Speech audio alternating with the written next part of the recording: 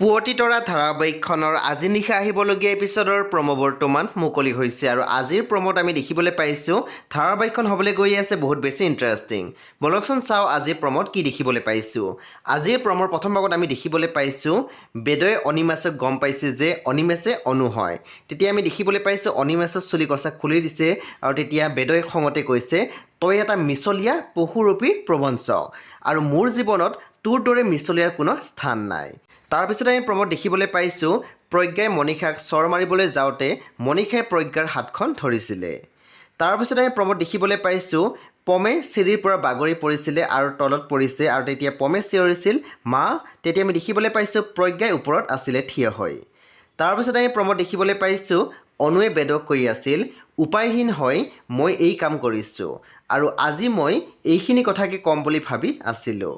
তেতিয়া আমি দেখিবলৈ পাইছোঁ বেদই খঙতে মাত দিছে কিন্তু মই তাৰ আগতে সকলো গম পালোঁ। তাৰপিছত আমি প্ৰমোত দেখিবলৈ পাইছোঁ প্ৰজ্ঞাই মনীষা আৰু পমক কৈ আছিল তহঁতে আমাৰ ঘৰত আহি আমাক দুখ দিবি আৰু আমি কি চাই থাকিম, এনেকুৱা সৰু সুৰা দুখটো পাবই।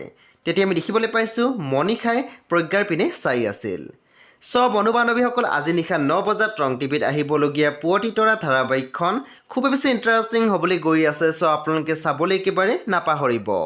পৰৱৰ্তী আপডেটৰ বাবে আপোনালোকে আমাৰ চেনেলটো ছাবস্ক্ৰাইব কৰি কাষত থকা বেল আইকনো টিপি দিবলৈ একেবাৰে নাপাহৰিব।